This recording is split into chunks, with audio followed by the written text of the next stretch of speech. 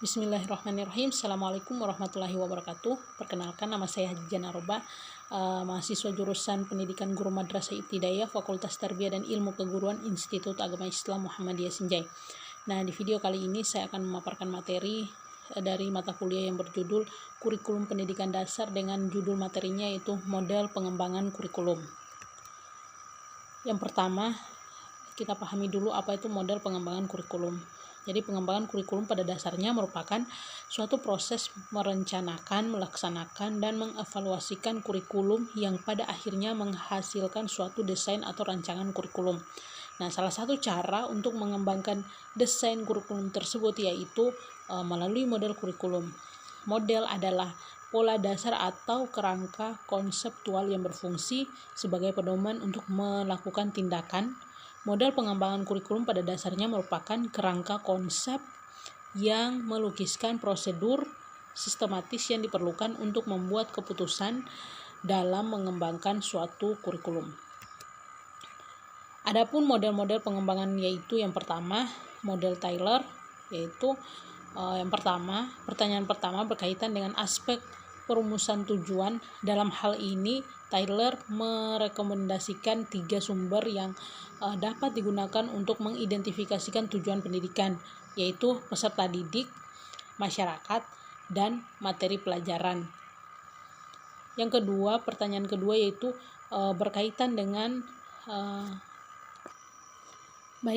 pertanyaan kedua berkaitan dengan pengalaman belajar peserta didik, apa saja yang dibutuhkan dan bisa dikembangkan untuk mencapai tujuan setelah tujuan telah dirumuskan. Nah,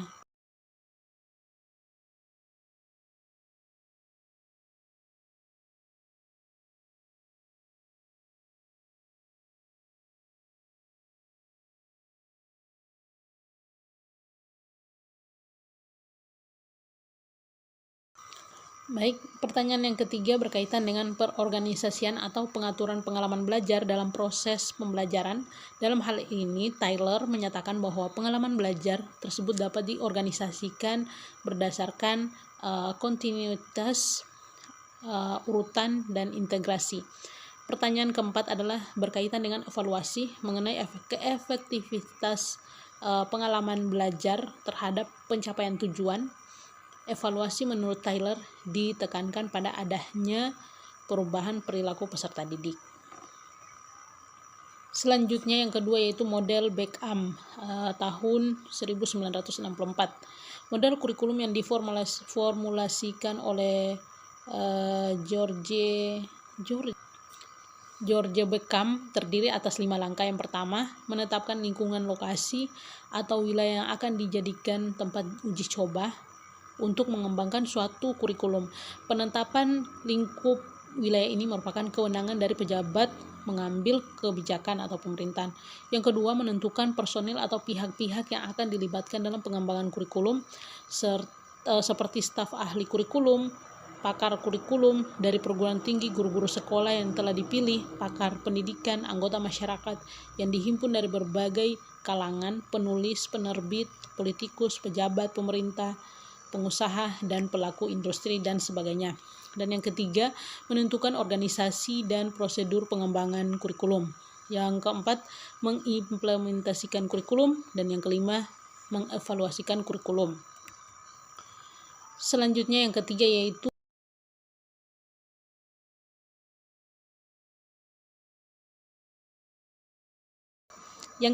model Saylor, Alexander, dan Lewis tahun 1981. Penetapan tujuan umum dan tujuan khusus dipengaruhi oleh 2 hal yaitu kekuatan eksternal dan landasan kurikulum.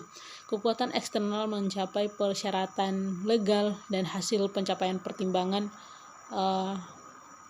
penelitian pertimbangan asosiasi profesi dan peraturan atau kebijakan pemerintah. Sedangkan landasan kurikulum mencakup aspek masyarakat, peserta didik, dan ilmu pengetahuan.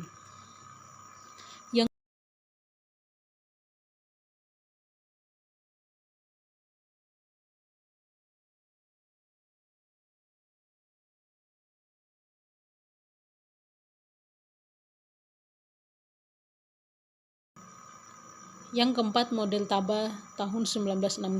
Model pengembangan kurikulum yang dirancang oleh Hilda Taba menggunakan pendekatan induktif.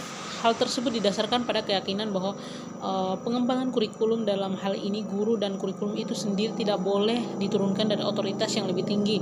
Menurut Taba, bahwa proses pengembangan kurikulum berhubungan dengan konsep tentang inquiry. Yang kelima, model Oliva. Menurut Peter F. Oliva, model pengembangan kurikulum harus mencapai 3 kriteria, yaitu yang pertama sederhana atau simple, yang kedua komprehensif, dan yang ketiga sistematis. Model yang dikembangkan dianggap sudah mewakili komponen-komponen penting dalam pengembangan suatu kurikulum.